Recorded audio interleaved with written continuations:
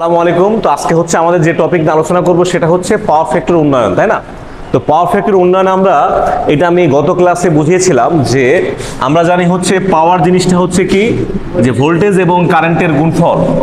এবং আমরা বলেছিলাম যখন আমরা ব্যবহার করব এসির ক্ষেত্রে আমাদের তখন একটা চলে আসবে পাওয়ার ফ্যাক্টর চলে আসবে, তাই না? এবং আমরা শিখিয়েছিলাম যে এই যে বিষয়, এই যে পাওয়ার, এই পাওয়ারটাকে আমি তিনটা ভাগে বিভক্ত করেছিলাম।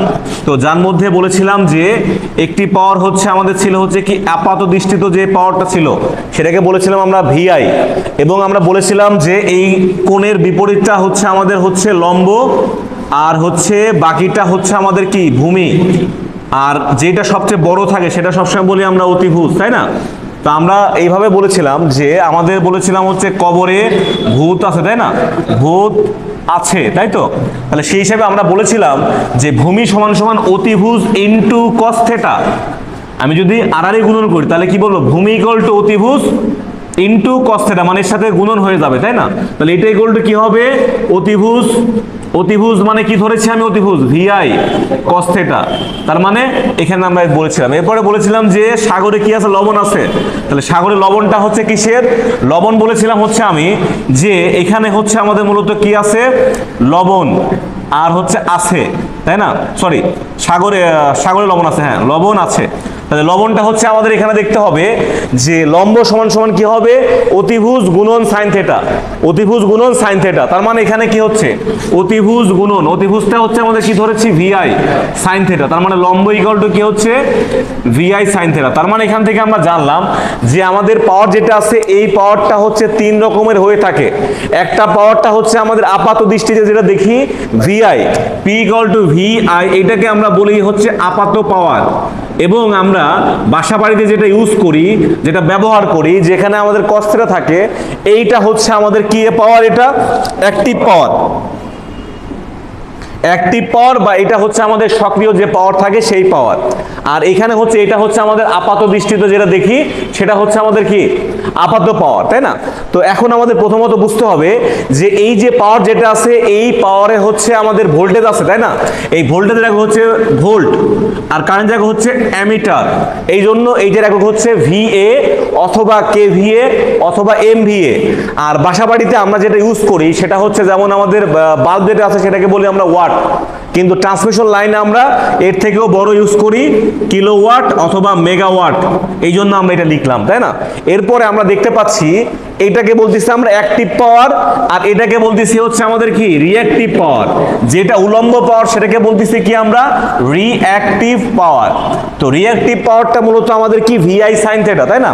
তো এখানে আমাদের এটার একক হচ্ছে ভোল্টেজ, একক হচ্ছে কি আমাদের ভোল্টেজ একক হচ্ছে ভোল্ট, আর কারেন্টের একক হচ্ছে অ্যামিটার। আর এই সাইন থিটা আসছে মূলত রিঅ্যাক্টিভের জন্য, এখানে সাইন থিটা এসেছে, এই জন্য আমরা এখানে একটা আর লিখে থাকি আমরা। তার মানে একক হচ্ছে কি ভার, তাই না? তাহলে ভার, অথবা আমরা বলতে পারি হচ্ছে কে ভার, অথবা আমরা বলতে পারি হচ্ছে এম ভার। তাহলে এখান থেকে আমরা বুঝতে পারলাম যে আমাদের যে পাওয়ারের ক্ষেত্রে এইগুলো হচ্ছে আমাদের একক, আর এইগুলো হচ্ছে আমাদের সিম্বল। যে এখানে বলতেছি আমি পি আর মানে রিঅ্যাক্টিভ পাওয়ার, এখানে বলতেছি আমরা পিএসি মানে হচ্ছে অ্যাক্টিভ পাওয়ার, এখানে বলতেছি আমরা অ্যাপারেন্ট পাওয়ার বা আপাত পাওয়ার, সেটাকে বলতেছি শুধুমাত্র পিএ। ঠিক আছে? তাহলে এই ছিল হচ্ছে আমাদের পাওয়ারের কনসেপ্ট। এখন আমরা এখানে অনেকে মাথায় প্রশ্ন আসছে যে আমরা এখানে কি ইউজ করলাম, cos theta sine theta, tan theta তো ইউজ করলাম না। তো ট্যান থিটা সমান সমান আমরা কি জানি, ট্যান ইকুয়াল টু আমরা জানি হচ্ছে টেরা লম্বা ভূত। ভূত তো কেমন সেটা আমরা জানি না, যেহেতু কবরে ভূত আছে। ভূতটা হচ্ছে কি টেরা লম্বা ভূত। তাহলে আমরা এখানে জানলাম হচ্ছে কি টেরা লম্বা ভূত। তাহলে এখানে আমাদের লম্বা কি আছে, আমাদের লম্বা হচ্ছে আমাদের এই যে কনসেপ্ট। তার মানে এখানে লম্বা কি, মূলত আমাদের লম্বা হচ্ছে আমাদের কি পাওয়ার, রিঅ্যাক্টিভ পাওয়ার। আর হচ্ছে আমাদের ভূমিটা কি, ভূমিটা হচ্ছে আমাদের অ্যাক্টিভ পাওয়ার। তাহলে এখান থেকে আমরা এতটুকু বুঝলাম, কি বুঝলাম আমরা এখান থেকে আমরা বুঝলাম যে এই টেরা লম্বা ভূতের ক্ষেত্রে আমরা বুঝলাম যে আমাদের লম্ব বাই ভূমি, তার মানে এটা রিঅ্যাক্টিভ পাওয়ার, এটা হচ্ছে আমাদের অ্যাক্টিভ পাওয়ার। তার মানে আমি যদি রিঅ্যাক্টিভ পাওয়ার বের করতে চাই, শুধুমাত্র রিঅ্যাক্টিভ পাওয়ার বের করতে চাইলে কি হবে, তখন আমাদের অ্যাক্টিভ পাওয়ারের সাথে কি করতে হবে, tan থিটা দ্বারা গুণন করতে হবে, তাহলে আমরা সেটা কি পাই, রিঅ্যাক্টিভ পাওয়ার পাই। তাই তো, এতটুকু আমরা বুঝলাম। এখন আমরা একটা কথা হচ্ছে যে এই জন্য আমরা এইখানে আসতে পারি যে পাওয়ারের ক্ষেত্রে P = VI cos থিটা। এখন আমাদের কথা হচ্ছে যে এখানে আছে হচ্ছে আমাদের cos থিটা, তাই না? এই cos থিটার একটা ইলেকট্রিক্যাল একটা নাম আছে, যেই নামটাকে আমরা বলে থাকি হচ্ছে পাওয়ার ফ্যাক্টর। তাহলে পাওয়ার ফ্যাক্টর যেহেতু আমরা বলেছি, তাহলে এখানে আমাদের ব্যাপারটা কি, ব্যাপারটা হচ্ছে পাওয়ার বলার কারণে আমরা বুঝতেছি এর মধ্যে ভোল্টেজ আছে আর কারেন্ট আছে। যেহেতু এইটা আমাদের এসি কারেন্ট, যেহেতু এটা এসি কারেন্ট মানে হচ্ছে অল্টারনেটিং কারেন্ট। অল্টারনেট মানে বোঝাচ্ছে যে আমাদের ক্রমাগত সময়ের সাথে পরিবর্তনশীল হবে। তাহলে আমরা যেহেতু পাচ্ছি এখানে পাওয়ার মানে এখানে আছে ভোল্টেজ, পাওয়ার মানে এখানে আছে আমাদের কারেন্ট। তো আমরা জানি স্বাভাবিক ওয়েতে আমাদের ভোল্টেজের থেকে কারেন্ট অনেক কম হয়। এর প্রমাণ হচ্ছে আমরা বাসাবাড়িতে 220 ভোল্ট ইউজ করি, আর হচ্ছে আমরা সার্কিট ব্রেকার ইউজ করি হচ্ছে 5 অ্যাম্পিয়ার 10 অ্যাম্পিয়ার, তুলনামূলক অনেক কম। এমনকি আমাদের লোডে দেখবো আমরা 1 অ্যাম্পিয়ারেরও বেশি যায় না, ঠিক আছে? তাহলে এই জন্য আমরা কি ইউজ করতেছি এখানে আমরা কারেন্টের ওয়েভটা অনেক ক্ষুদ্র আমরা ইউজ করলাম, তাই না? তাহলে এই যে কারেন্ট এবং ভোল্টেজের এই যে দুইটার যে আমাদের যে কি আছে একটা কোণ, যেমন ভোল্টেজ শুরু হয়েছে 0 থেকে আর কারেন্ট শুরু হয়েছে -90 থেকে, তাহলে এইখানে যে দুইটার একটা পার্থক্য তৈরি হয়েছে। তার মানে কি এখানে যে আমাদের কোণের একটা পার্থক্য তৈরি হলো, এইটাকে বলতেছি আমরা হচ্ছে কি, যেহেতু একটা তার মানে হচ্ছে এক ফেজ, একটা তার মানে কি এক ফেজ। তাহলে এক ফেজের মধ্যে আমরা কি পাই, কারেন্টও পাই ভোল্টেজও পাই। তাহলে কারেন্ট এবং ভোল্টেজের মধ্যবর্তী দুইটা কোণ হয়, এই কোণটাকে বলে থাকি আমরা, যেহেতু এটা ফেজ তাহলে ফেজ অ্যাঙ্গেল, নামটা কি এই জন্য ফেজ অ্যাঙ্গেল। তাহলে এই যে ফেজ অ্যাঙ্গেল যেটা পেলাম, এই ফেজ অ্যাঙ্গেলের যে কোসাইন মান, এই কোসাইন মানটাকে বলা হয় হচ্ছে আমাদের পাওয়ার ফ্যাক্টর। তাহলে আমরা বুঝতে পারলাম যে পাওয়ার ফ্যাক্টর জিনিসটা কি। তাহলে পাওয়ার ফ্যাক্টর জিনিসটা কি, তাহলে আমাদের ভোল্টেজ এবং কারেন্টের কোণের পার্থক্যের কোসাইন মানটাকে বলা হয় হচ্ছে পাওয়ার ফ্যাক্টর। তো পাওয়ার ফ্যাক্টর বিষয়টা আমরা বুঝলাম।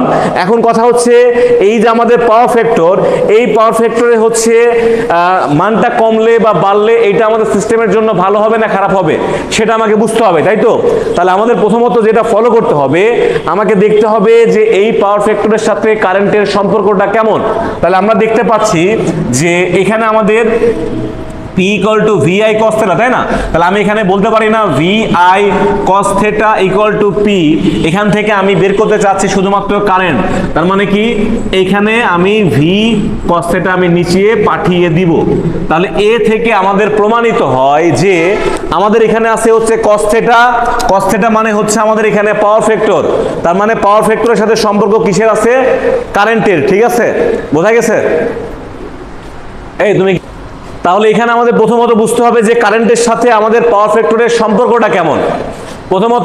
প্রথমত আমাদের যেটা বুঝতে হবে সেটা হচ্ছে কি, যে কারেন্টের সাথে পাওয়ার ফ্যাক্টরের সম্পর্ক হচ্ছে যেহেতু উপরে এবং নিচে, উপরে নিচে মানে সেটা সম্পর্ক হচ্ছে ব্যস্তানুপাতিক মানে যদি আমি একটাকে বাড়াই তাহলে আরেকটা কমবে, আর আরেকটাকে বাড়ালে আরেকটা কমবে, ঠিক আছে? একটাকে বাড়ালে আরেকটা কমবে, আরেকটাকে যদি আমি সাপোজ এখানে আমি কারেন্টটাকে বাড়াই, তার মানে এটা অটোমেটিক্যালি আমাদের পাওয়ার ফ্যাক্টরের মান কমবে।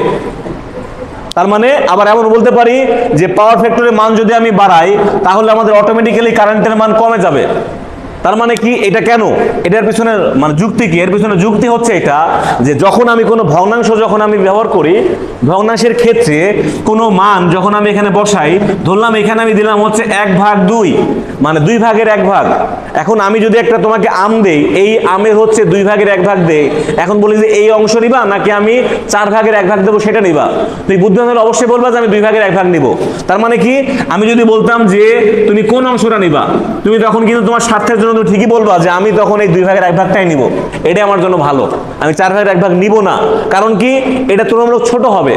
তার মানে নিচের যদি আমাদের হরটা যদি বড় হয়, তাহলে আলটিমেটলি আমাদের ওই পরিমাণটা, টোটাল পরিমাণটা কি হয়, ছোট হয়ে যায়। এখান থেকে আমরা বুঝলাম যদি আমাদের এখানে কি হয়, ব্যস্তানুপাতিক সম্পর্ক মানে সে থাকে হচ্ছে হরে, হর যদি বড় হয় তাহলে আলটিমেটলি সংখ্যাটা ছোট হয়ে যায়। তার মানে এখান থেকে আমরা বুঝলাম যে পাওয়ার ফ্যাক্টরের মান যদি বাড়ে তাহলে কারেন্ট কমবে, আর পাওয়ার ফ্যাক্টরের মান যদি আমাদের কমে, এর মান যদি কমে, তার মানে আমাদের হর কমতেছে, মানে আমাদের আমের পরিমাণটা বাড়তিছে, তাই না? তাহলে আমের পরিমাণ বাড়া মানে কি, আলটিমেটলি আমাদের টোটাল পরিমাণটা বৃদ্ধি পেল, তারা যেহেতু সমান ইকুয়াল। তাহলে এখান থেকে আমরা বলতে পারি যে আমাদের এখানে পাওয়ার ফ্যাক্টরের মান যদি কমে যায় তাহলে কারেন্টের মান বেড়ে যায়। তাহলে কারেন্টের মান যদি বেড়ে যায় তাহলে কি হয়, আমরা জানি কারেন্টের সাথে সম্পর্ক কি আছে আমাদের, I square R. I square R মানে কি, কপার লস, মানে আমার ট্রান্সমিশন লাইনে যে কপার লস আছে সেই কপার লসের আমাদের লসের পরিমাণটা বেশি হয়ে যায়। এখন লস বেশি হলে কি হয় আমরা জানি, লস বেশি হলে আমরা জানি কর্মদক্ষতা, আমাদের যে দক্ষতাকে আমরা কি বলি, আমরা জানি হচ্ছে আউটপুট ভাগ ইনপুট, আউটপুট ভাগ ইনপুট। আবার ইনপুট সমান সমান কি জানি, ইনপুট সমান সমান জানি হচ্ছে আমরা output plus loss, output plus loss.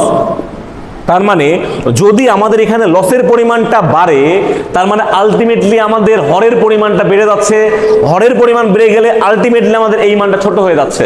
কেবল যেটা বোঝালাম, আম দিয়ে বোঝালাম, যেহেতু যদি আমাদের হরের পরিমাণটা যদি বেশি হয় অটোমেটিক্যালি আমাদের মানটা কি হয়ে যাবে, মানটা ছোট হয়ে যাবে। তাহলে এই জন্য আমরা বলতে পারি যে লসের পরিমাণ যেহেতু বাড়তিছে, লসের পরিমাণ বাড়লে কি হবে, যেহেতু লসের সাথে আমাদের দক্ষতা সম্পর্ক ব্যস্তানুপাতিক, যার কারণে আমাদের কি, আমাদের কর্মদক্ষতাও কমে যাবে।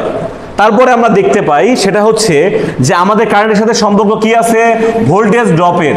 তাহলে ভোল্টেজ ড্রপ ভি সমান সমান আই আর, ভি সমান সমান কি, আই আর।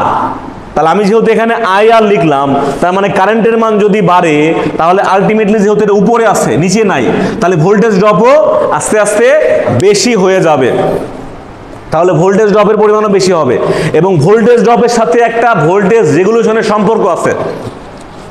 তাহলে ভোল্টেজ রেগুলেশনের কথা না বলে, যেহেতু এটা শিখাইনি, তাহলে এই হচ্ছে বিষয়। তার মানে এখান থেকে আমি বুঝলাম যে যদি আমাদের পাওয়ার ফ্যাক্টরের মান যদি কম হয় তাহলে আলটিমেটলি আমাদের কারেন্টের মান বেশি হবে। কারেন্টের মান বেশি হলে কি হবে, আমাদের এখানে কপার লসটা বাড়বে, কপার লসটা বাড়লে কি হবে, আমাদের দক্ষতা কমবে।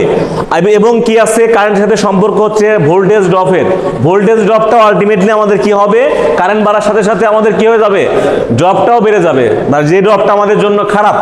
যেমন আমাদের ওই যে বলি না বাসা বাড়িতে কি হয়, ভোল্টেজ আপ ডাউন করলে আমাদের এটা কমে যায়, মানে পাওয়ার কমে যায়, বা আমাদের হচ্ছে ফ্যানের পরিমাণ যে স্পিডের পরিমাণটা কমে যায়, তার মানে এটা আমাদের জন্য ক্ষতি।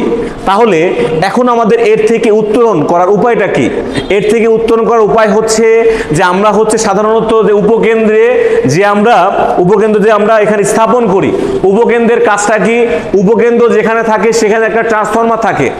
তো ম্যাক্সিমাম জায়গায় আমাদের কি বললাম, একটা ট্রান্সফরমার থাকে, সেই ট্রান্সফরমারের সাহায্যে আমরা কি করি, ভোল্টেজটাকে কমাই অথবা ভোল্টেজটাকে বাড়াই। ভোল্টেজটাকে কমালে অটোমেটিক্যালি আমাদের কি হবে, কারেন্টটা কমবে অথবা বাড়বে, কারণ দুই সাইডের আমাদের কি থাকে, প্রাইমারি সাইড এবং সেকেন্ডারি সাইডের পাওয়ারটা অপরিবর্তিত থাকে। তার মানে এক সাইডে ভোল্টেজ বাড়ালে অপর সাইডে কি হয়ে যাবে, অটোমেটিক্যালি ভোল্টেজ কমে যাবে, তাই না? এবং ভোল্টেজ কমা বাড়ার সাথে কারেন্টের পরিবর্তন ঘটে। এবং সাবস্টেশনের একটা কাজ করা হয়, সেটা হচ্ছে কি, পাওয়ার ফ্যাক্টরের উন্নয়ন করা হয়। যেহেতু আমরা দেখলাম পাওয়ার ফ্যাক্টরের মান কমলে আলটিমেটলি আমাদের সিস্টেমের জন্য ক্ষতি, এই জন্য আমরা কি করি, পাওয়ার ফ্যাক্টর উন্নয়ন করার চেষ্টা করি আমরা, তাই না? তাহলে এখন আমরা কথা বলবো হচ্ছে পাওয়ার ফ্যাক্টর যে উন্নয়ন করি, এই উন্নয়ন হচ্ছে আমরা কয়টা উপায়ে করি এবং কিভাবে করি, এটা আমাদের বুঝতে হবে, ঠিক আছে? তাহলে আমরা যে এখানে পাওয়ার ফ্যাক্টরের মান যে আমরা উন্নয়ন করাবো, তাই না? তাহলে খেয়াল করি যে পাওয়ার ফ্যাক্টরের মান উন্নয়ন করার জন্য কয়েকটা পদ্ধতি এখানে ইমপ্লিমেন্ট করা হয়েছে। তার মধ্যে 1 নম্বর পদ্ধতির নাম হচ্ছে ক্যাপাসিটর ব্যাংক। নাম্বার 1 হচ্ছে ক্যাপাসিটর ব্যাংক। নাম্বার 2 হচ্ছে আমাদের হচ্ছে সিনক্রোনাস মোটর দেখেছি আমরা, ওই সিনক্রোনাস মোটরটাকে যদি আমরা জিরো লোডে ব্যবহার করি, কি করি, জিরো লোডে ব্যবহার করি, ওই জিরো লোডে ব্যবহার করার মাধ্যমে এক ধরনের কন্ডেন্সার উৎপন্ন করা হয়। ওই জিনিসটাকে বলতেছি আমরা হচ্ছে সিনক্রোনাস কন্ডেন্সার, সিনক্রোনাস কন্ডেন্সার।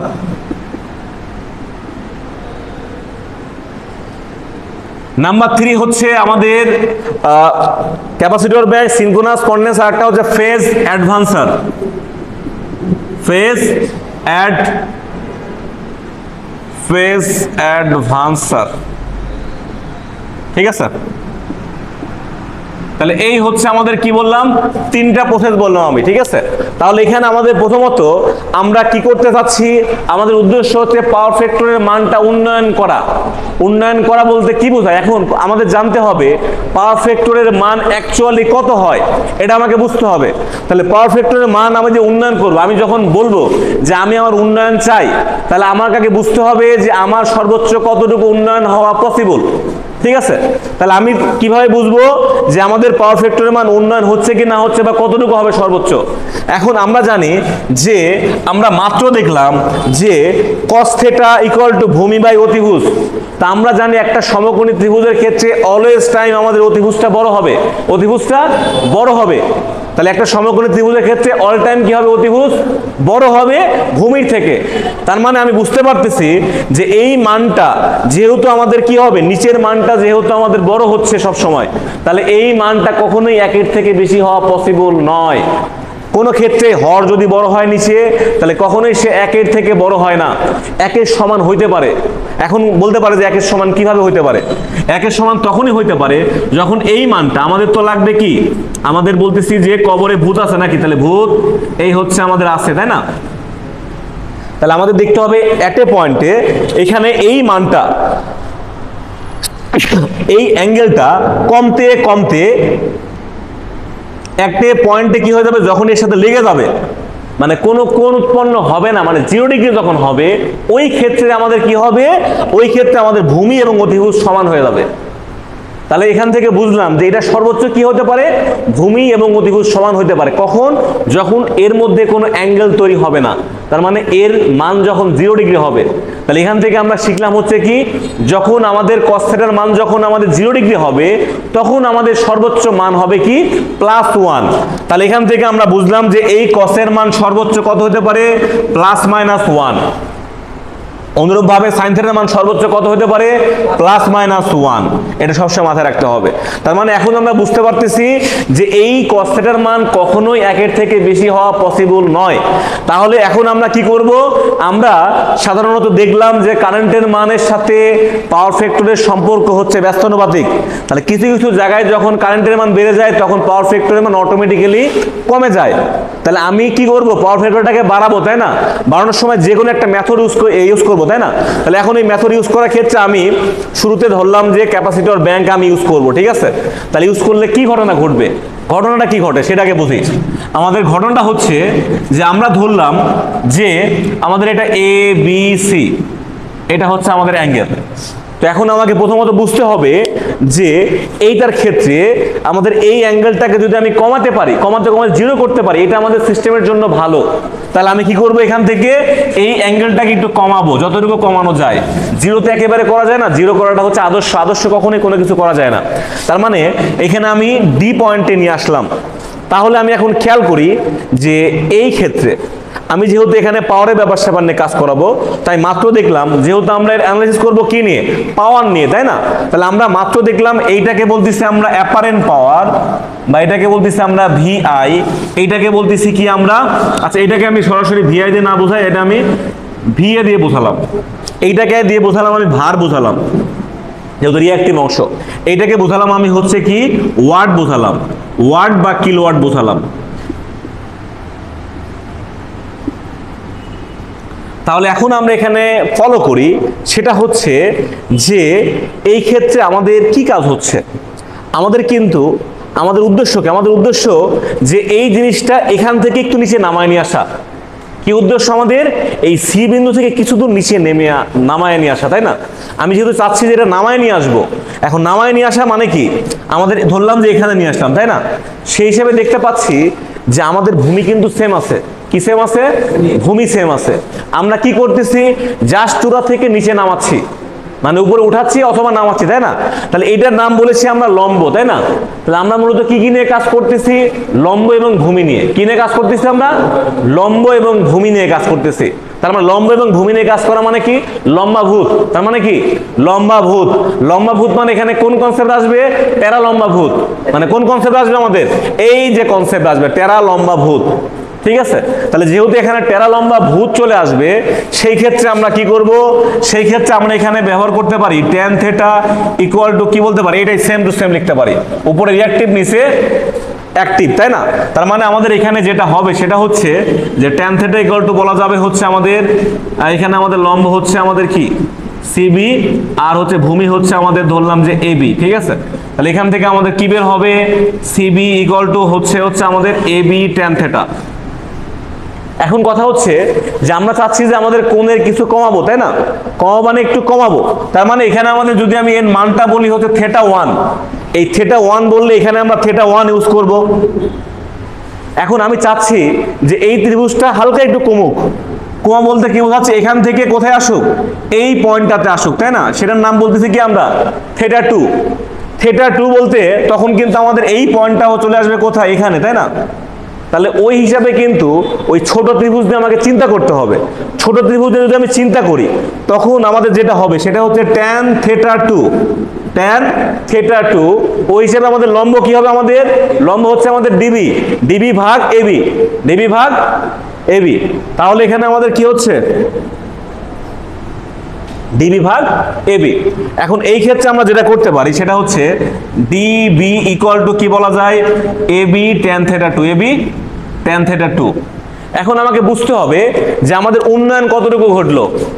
আমাদের প্রথমে বুঝতে হবে আগে ছিল কোথায়, এখানে, এখন কোথায় আসছে আমাদের এখানে। তাহলে উন্নয়ন তাহলে কতটুকু হয়েছে আমাদের, উন্নয়ন কতটুকু হয়েছে আমাদের সিডি, তাহলে আমাদের উন্নয়ন হয়েছে সিডি। তাহলে আমি কি করতেছি, পাওয়ার ফ্যাক্টর উন্নয়ন।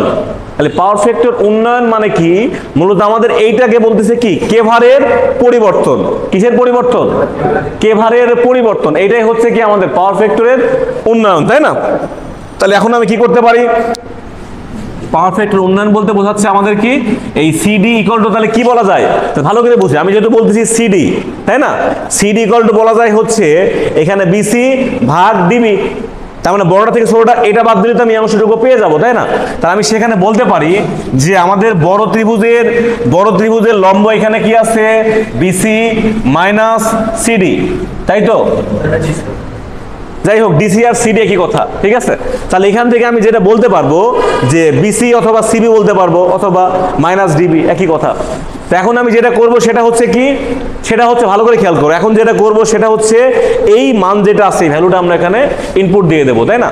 তাহলে এই ভ্যালুটা ইনপুট দিলে কি হবে, এখানে বিসি এর ক্ষেত্রে, আচ্ছা এখানে বিসি দিলাম, বিসি ক্ষেত্রে হচ্ছে আমাদের এবি tan থিটা 1, আর এটার ক্ষেত্রে কি হবে এবি tan থিটা 2। এই যে মান আমি ভ্যালু বসালাম, আর কিছু করি না, জাস্ট কি করছি আমি এখানে ভ্যালুটা ইনপুট দিলাম, এখানে এবি এর মান, আর এখানে কি বিসি এর মান, এবং এখানে কি বিসি এর মান, এবং এখানে ভুল লিখেছি আমি এখানে। এটা আমাদের কি হবে, এখানে আমাদের প্রথমত বুঝতে হবে টোটালটা ছিল আমাদের কি বিসি, তাই না? আমি এখানে কি লিখতেছি, আমার দরকার কতটুকু, দরকার হচ্ছে যে সিডি, তাই না? যেহেতু দরকার সিডি, তার মানে কি বড়টা থেকে এতটুকু বাদ দিতে হবে। তাহলে আমাদের এই বড় লম্ব থেকে বাদ দিতে হবে কতটুকু, এইটুকু, ডিবি বাদ দিতে হবে। তাহলে ডিবি বাদ দিলে আমি তো এতটুকু পাবো নাকি? তার মানে সিম্পল হিসাব, আমি এই টোটালটা অংশ থেকে যদি আমি এই অংশটুকু বাদ দেই, এই টোটাল অংশ আমাদের, তাই না? এখান থেকে যদি আমি এই অংশটুকু বাদ দিই, তার মানে কতটুকু থাকবে আমাদের এই অংশ, ওটাই তো আমি লিখছি। তাহলে এখানে আমাদের লিখতে হবে হচ্ছে কি ডিবি, তাই না? তাহলে ডিবির পরিমাণ কি আছে আমাদের, এবি tan থিটা 2। তাহলে আমি এখানে কি লিখলাম, এবি tan থিটা 2। তাহলে এখানে আমি কি করব, এবিটা কমন নেওয়া যাবে, তাহলে সেই হিসাবে কি হবে আমাদের tan theta 1 minus tan theta 2, আর এখানে হচ্ছে আমাদের সিডি। এখন আমরা দেখতে পাচ্ছি যে এই যে সিডি যেটা আছে, সিডি মানে আলটিমেটলি আমাদের কেভার বা ভার। তাহলে আমি এখানে লিখতে পারি না, এটাকে আমি কিলো ভার লিখলাম আমি এখানে। এখন কথা হলো আমি ভার কেন লিখি, কিলো ভার কেন লিখলাম, কারণ এটা ট্রান্সমিশন লাইন, ট্রান্সমিশন লাইনে ম্যাক্সিমাম ক্ষেত্রে কিলোওয়াট বা মেগাওয়াট এরকম থাকবে, এই জন্য আমি এখানে কিলো লিখলাম। আর বাসাবাড়ির ক্ষেত্রে বা এইটার ক্ষেত্রে আমরা যখন ওয়াট লিখতাম, বা এখানে হচ্ছে শুধুমাত্র ভার লিখতাম। তাহলে এখানে আবার এইটা এবি, এবি বলতে আমরা বুঝতেছি আনুভূমিক অংশ, আনুভূমিক অংশটাকে আমরা কি বলতেছি সবসময়, অবশ্যই ওয়াটে প্রকাশ করতেছি আমি এখানে। তাহলে এই জন্য আমি এটাকে নাম দেবো কিলোওয়াট দেবো আমি এখানে। তাহলে এখান থেকে আমরা এতটুকু বুঝলাম। এখন এইটা কিসের মাধ্যমে হয়েছে, এখান থেকে যে এতটুকু হলো, যে এই সি থেকে যে ডিতে আসলো, এটা কেন এসেছে, এইটা এসেছে কার কারণে, এই ক্যাপাসিটর এখানে ইউজ করার জন্য। কার কারণে এসেছে, ক্যাপাসিটর ব্যবহার করার জন্য এসেছে। তো আমাদের বুঝতে হবে যে আমাদের এই পাওয়ার ফ্যাক্টর উন্নয়নের ক্ষেত্রে আমাদের যদি বলা হয় যে আমরা একটা কি করেছি, একটা ট্রান্সমিশন লাইনে আমরা যখন ক্যাপাসিটর ইউজের মাধ্যমে আমরা যখন ক্যাপাসিটিটা উন্নয়ন করলাম, তার মান কত হবে, ভ্যালু কত হবে, তখন আমরা এই সূত্র ইউজ করলে আমাদের ম্যাথ শেষ। এই সূত্র ইউজ করলে কি ম্যাথ শেষ হয়ে যাবে। বোঝা গেল? এটা হচ্ছে আমাদের বিষয়। কেউ বই খোলার দরকার নাকি, কনসেপ্টটা বুঝি। তাহলে এখানে এতটুকু বুঝলাম, তাই না? এখন আমাদের বুঝতে হবে আমরা এখানে ইউজ করেছি ক্যাপাসিটর, ইউজ করেছি কি ক্যাপাসিটর। তা আমরা জানি যে এসি এর ক্ষেত্রে আমাদের এলিমেন্ট থাকে হচ্ছে তিনটা, একটা হচ্ছে রেজিস্ট্যান্স, একটা হচ্ছে ইন্ডাকটেন্স, আর একটা হচ্ছে কি ক্যাপাসিটেন্স। তাহলে আমরা জানি এসি এর ক্ষেত্রে আমাদের বাধা থাকে কয়টা, তিনটা, একটা রেজিস্ট্যান্স, ইন্ডাকটেন্স, আর একটা হচ্ছে ক্যাপাসিটেন্স। তো আমাদের মনে রাখতে হবে এখানে এই রেজিস্ট্যান্সের একক হচ্ছে ওহম, ইন্ডাকটেন্সের একক হচ্ছে হেনরি, আর ক্যাপাসিটেন্সের একক হচ্ছে আমাদের ফ্যারাডে। বোঝা গেল? তাহলে এখানে আমাদের প্রথমত বুঝতে হবে এখানে কি, যে ইন্ডাক্টর একক হচ্ছে কি এখানে হেনরি, আর এটা একক কি হচ্ছে আমাদের ফ্যারাডে, তাই না? তাহলে এখন আমাদের মনে করতে হবে যে এখানে আমরা যখনই ইউজ করতে চাবো এখানে ওহম মানে মূলত বাধা, তাই না? তাহলে ওহম যখন আমরা এখানে ইউজ করব তখন আমাকে মনে রাখতে হবে এই ক্ষেত্রে আমাদের এই নামটা তখন হবে হচ্ছে কি ক্যাপাসিটিভ রিঅ্যাকট্যান্স। মানে এটাকে আমরা এক্স দিয়ে প্রকাশ করি তখন এক্সসি, এটার নাম কি হবে তখন ক্যাপাসিটিভ রিঅ্যাকট্যান্স। এই ক্যাপাসিটিভ যখন রিঅ্যাকট্যান্স ইউজ করি তখন এর নামটা কি হয়, ওহম হয়। তাহলে ওহম তখনই হয় যখন কি আমরা এর নামটা কি বলি, এক্সসি বলি। এক্সসি বললে তখন সেটা কি হবে ক্যাপাসিটিভ রিঅ্যাকট্যান্স। তাহলে capacitive reactance XC equal to কি হবে 1/2 পাই এফসি।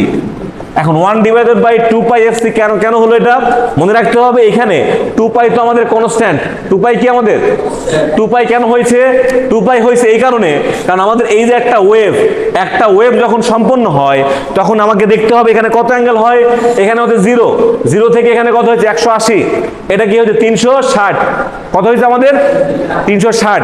তাহলে 360 যে হলো, তাই না? এইটাকে বলতেছি 0, 180কে বলে আমরা পাই, এটাকে বলি হচ্ছে আমরা 2 পাই। ঠিক আছে? তার মানে এই যে একটা সাইকেল, এরকম একটা সাইকেল হয় না আমাদের বাসাবাড়ি বিদ্যুৎ কত 50 হার্টজ, তাই না? তার মানে সে কি করে 1 সেকেন্ডে এইরকম 50 বার কম্পন সম্পন্ন করে। এই জন্য আমরা এখানে ফ্রিকোয়েন্সি লিখেছি। তার মানে কি এই জন্য আমরা কি লিখেছি, আমরা 2 পাই এফ আমরা লিখেছি। ঠিক আছে? আর এর সাথে আমাদের কি গুণন আছে, আমাদের শুধুমাত্র একটা সি একটা গুণন আছে। বোঝা গেল?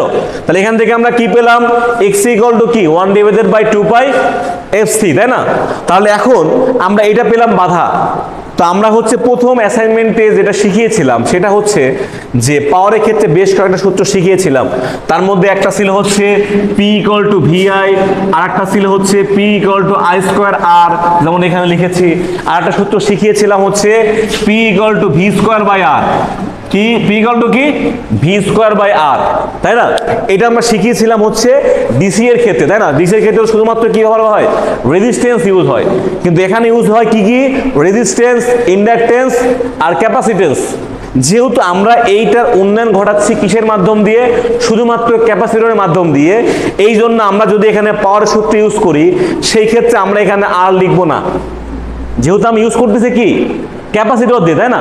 সেই হিসেবে আমি এখানে কি বাধা লিখবো, তখন আমরা এই যে বাধা লিখবো, যেহেতু ওহমে প্রকাশ করতে হবে, যেহেতু কিসে প্রকাশ করতে হবে, ওহমে। এই জন্য আমরা কি লিখবো, পি সমান ভি স্কোয়ার বাই আর না লিখে P equal to V square by X, V equal to P সমান ভি স্কোয়ার বাই এক্সি, তাই না? তাহলে এখানে আমাদের প্রথমত বুঝতে হবে এই যে পাওয়ার, এই পাওয়ারটা তখন কি পাওয়ার হলো, এই পাওয়ারটা যেহেতু আমাদের এই দিককার পাওয়ার, কোন দিককার পাওয়ার, লম্বিক পাওয়ার।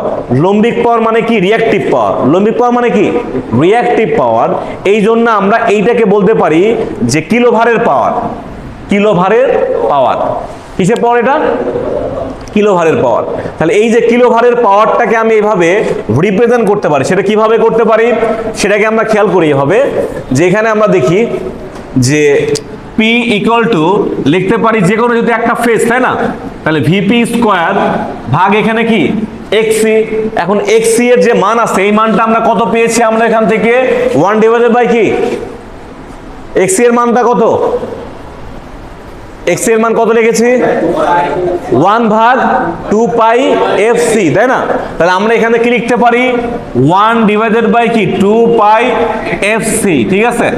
তাহলে 2 পাই এফ সি যেহেতু আমরা লিখলাম এখানে, তাহলে আমরা এখানে বলতে পারি যে ভাগের ক্ষেত্রে কি হয় জিনিসটা উল্টিয়ে যায়, তাই না? উল্টিয়ে গেলে কি হয়, উল্টিয়ে গেলে এইটা লব হর হয়, হর লব হয়ে যায় নাকি? তখন লেখা যায় না এরকম ভি স্কোয়ার, এটা উল্টে গেলে কি হবে 2 পাই এফ সি, নিচে হচ্ছে 1 দেওয়া যে কথা না দেওয়াও সেম কথা, তাই না? তাহলে এইটা যেটা আমি পেলাম, এই পাওয়ারটা মূলত কি বলেছিলাম আমি একটু আগে, কেভারের পাওয়ার। কিসের পাওয়ার? মূলত ভারের পাওয়ার, কিন্তু লিখেছি কেভার। কেভার যখন আমি লিখবো তখন আমরা জানি কি 1 কিলো, কিলো মানে 1000, কিলো মানে কি 1000। এই জন্য আমরা সবসময় এখানে কি দেবো 10 টু দি পাওয়ার 3। 1000 হতে হলে কটা শূন্য লাগে? 3টা শূন্য লাগে। এই জন্য আমরা কি দেবো এখানে 10 টু দি পাওয়ার 3 দেবো আমরা। বোঝা গেল? 10 টু দি পাওয়ার 3 দিলে কি হবে, সেটা সরাসরি আমাদের কিসে প্রকার করবে, সেটা কিলো ভারে আসবে আমাদের, ঠিক আছে? আর আমি যদি 10 টু দি পাওয়ার 3 না দিই তাহলে তখন কিসে থাকবে, তখন শুধু ভারে থাকবে। বোঝা গেল? তাহলে আমি এখানে কি দিলাম, কিলো ভার যেহেতু দিলাম, তাহলে এই জন্য আমরা 10 টু দি পাওয়ার 3 আমরা এখানে গুণন দেবো। কি দেবো? গুণন দেবো, ঠিক আছে? তাহলে এইটা হচ্ছে আমাদের কিলো ভার পর্যন্ত আমরা এখানে বের করলাম, তাই তো? তাহলে এখন যদি বলা হয় যে আমরা যেখানে ক্যাপাসিটর ব্যাংক ইউজ করলাম, ক্যাপাসিটর ইউজ করেছি, এই ক্যাপাসিটরটা কত মানের আমরা ইউজ করতে পারি, মানে আমরা যে একটা ট্রান্সমিশন লাইনে আমরা যে পাওয়ার ফ্যাক্টর যে উন্নয়ন ঘটাবো, এখন এই উন্নয়ন ঘটানোর জন্য আমি এখানে একটা পদ্ধতি প্রয়োগ করব। এই পদ্ধতি প্রয়োগ করার জন্য আমরা বাসাবাড়িতে বা বাসাবাড়ির ক্যাপাসিটেন্স ইউজ করলে হবে, নাকি আমি দোকান থেকে কত মানের ক্যাপাসিটেন্স ইউজ করা লাগবে, তাই না? এরকম একটা ডিজাইন করার চিন্তা ভাবনা আসতে পারে, যেহেতু তোমরা ইঞ্জিনিয়ার, পাওয়ার সেক্টর ইঞ্জিনিয়ার হবে, তাই না? তাহলে সেই ক্ষেত্রে আমাদের এখানে মান বের করতে হবে। তাহলে এই মানটা বের করার জন্য শুধুমাত্র আমার কিসের মান লাগবে, ক্যাপাসিটরের মান লাগবে, তাই না? তাহলে ক্যাপাসিটর মূলত কোনটা, মূলত আমাদের এইটা, তাই না? তাহলে সেই ক্ষেত্রে আমরা শুধুমাত্র কি ব্যবহার করব, এখানে আমরা শুধুমাত্র এই সিটা রাখবো, বাকি সবগুলো কি পাঠিয়ে দেবো। তাহলে তখন কি হবে, উপরে হবে কে ভার আর নিচে হবে আমাদের এই সমস্ত অংশগুলো আমাদের এটা হয়ে যাবে, তাই না? তাহলে সেখানে কি হবে আমাদের ভিপি স্কোয়ার, নিচে হচ্ছে কি 2 পাই এফ হচ্ছে, নাকি? বোঝা গেল না? বুঝিনি? ক্লিয়ার? আর এটা আমরা এই 10 টু দি পাওয়ার এখানে 3 বাদ দিলাম, এটা বাদ দিয়ে চিন্তা করলাম, ঠিক আছে? তাহলে বিষয়টা বুঝছি না, বুঝিনি? তাহলে এই হচ্ছে বিষয়। তার মানে আমাদের এখান থেকে কি বের করবো, আমরা এখান থেকে আমাদের ক্যাপাসিটেন্সের মান বের করবো, মানে কত ফ্যারাডের আমি একটা ক্যাপাসিটর ইউজ করলে আমাদের পাওয়ার ফ্যাক্টরের মানটা আমি উন্নয়ন করাতে পারবো, ডিজাইন করবো কিভাবে, তাই না? তাহলে এইটা আমরা বের করবো এখন। আর এই যে কেভারের মানটা পাবো কিভাবে, আমরা কেভারের মান পাবো কই থেকে পাবো, আমরা মূলত এইখান থেকে পাবো। তার মানে আমাদের দুইটা সূত্র, মানে আমি চাইলে দুটো সূত্র মুখস্থ করাতে পারতাম, যে দুটো সূত্র মুখস্থ করে ম্যাথ করাতে পারতাম, কিন্তু না, বিষয়গুলো কিভাবে আসে, কোন লজিকে আসে, বা এইটার হচ্ছে মূল রহস্যটাকে, এই জন্য সবকিছু ফুটাই তুললাম। তো আমি এতক্ষণ যা যা বললাম এগুলো অনেক বিস্তারিত আলোচনা করেছি, মানে যারা ব্রিলিয়ান্ট স্টুডেন্ট তাদের জন্য। এখন আমি আলোচনা করবো হচ্ছে শুধুমাত্র যারা একেবারে পচা স্টুডেন্ট, মানে যারা খুবই কম বোঝে বা খুব 2-1 লাইনে বুঝতে পারে আর কি, এবং খুবই যারা স্মার্ট ওয়ার্ক করতে পছন্দ করে তাদের জন্য। দেখো, খেয়াল করো, প্রথমত হচ্ছে কি একটা ত্রিভুজ, এই ত্রিভুজে আমাদের কি আছে, ধরলাম যে এ বি সি। তাহলে আমরা যেহেতু পাওয়ার ফ্যাক্টর উন্নয়ন করবো, মানে কি পাওয়ার ফ্যাক্টর বলতে কি বোঝাচ্ছে আমাদের, এই যে পি এফ ইকুয়াল টু কি কস থিটা, তাই না? তাহলে কস থিটা মানে কি, থিটার মান যদি কমে তাহলে আলটিমেটলি থিটার মান 0 হওয়া মানে কি পাওয়ার ফ্যাক্টরের মান বেড়ে গেল। তার মানে এই অ্যাঙ্গেলটার মানটা কি হবে, আস্তে আস্তে কমতে হবে। অ্যাঙ্গেলের মানটা কি হতে হবে, আগে ছিল থিটা 1, এখন হইতে হবে থিটা 2 বা সামথিং। তাহলে আমাদের এখানে পরিবর্তনটা হতে কিসের, লম্বের পরিবর্তন হতে কিসের, লম্বের পরিবর্তন। কিসের পরিবর্তন? এখন লম্বের পরিবর্তন হচ্ছে কিসের সাপেক্ষে, আনুভূমিকের সাপেক্ষে। কিসের সাপেক্ষে? আনুভূমিকের সাপেক্ষে, ভূমির সাপেক্ষে।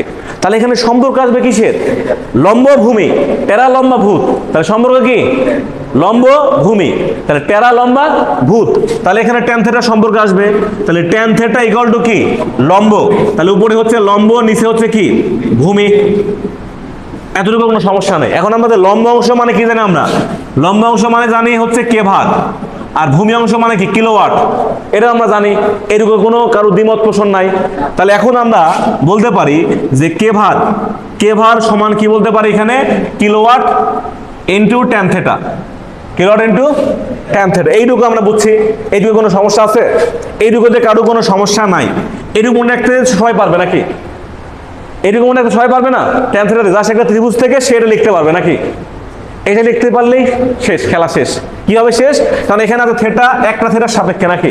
এখন জাস্ট আমি কি থিটা 1, আমি যদি আরেকটা বানাই তাহলে থিটা 2 মানে কি, জাস্ট ব্র্যাকেট দিয়ে tan থিটা 2, বাস শর্টকাট টেকনিক। ঠিক আছে, আমি যদি একটা জানি তার মানে কি পরেরটা বানানো সহজ, ইজিলি ভাবে পরে কি করবো, জাস্ট tan থিটা 2 আমরা বিয়োগ করে দেবো, তাই আমার খেলা শেষ। ঠিক আছে, তাহলে এটা আমরা কি বের করলাম, এটা বের করলাম হচ্ছে আমরা কে ভারের মান বের করলাম। কতটুকু কে ভার? এই পরিবর্তনশীল কে ভার। কিসের পরিবর্তনশীল, কতটুকু পরিবর্তন হলো সেটার, তাহলে এটা বের করলাম। এরপরে হচ্ছে আমাদের যে ম্যাথ করতে বলবে, ম্যাথ করতে বলবে কিসের, ম্যাথ বলবে যে আমাকে শুধুমাত্র ক্যাপাসিটরের মান বের করো। কিসের মান বের করো? ক্যাপাসিটরের মান বের করো, তাই না? তো আমরা শিখেছি যে xc সমান সমান কি 2 পাই fc, fc সমান সমান কি xc সমান সমান 2 পাই fc, তাই না? তো আমরা জানি, আমরা যেহেতু বের করবো হচ্ছে পাওয়ার, তাই না? পাওয়ার থেকে তাহলে পাওয়ার সমান সমান কি জানি আমরা ভি স্কোয়ার বাই আর, তাই না? আর জায়গায় আমি কি লিখলাম, এক্সি লিখলাম। তাহলে এই যে এক্সি আছে, এক্সি এর পরিবর্তে কি লেখা যাবে, এই লাইন লেখা যাবে, তাই না? এক্সি এর পরিবর্তে কি লেখা যাবে 1 ডিভাইডেড বাই 2 পাই এফসি, তাই না? তাহলে এখন আমি যেটা করতে পারি, এটা উল্টায় দিলে কি হবে, তাহলে ভি স্কোয়ার 2 পাই এফসি, উল্টায় গেলে এরকম হবে। এই পর্যন্ত আমরা বুঝছি। এই দুই লাইন বুঝতে পারলে আমরা এই ম্যাথের বস, আমাদের আর বুঝতে হবে না। ঠিক আছে।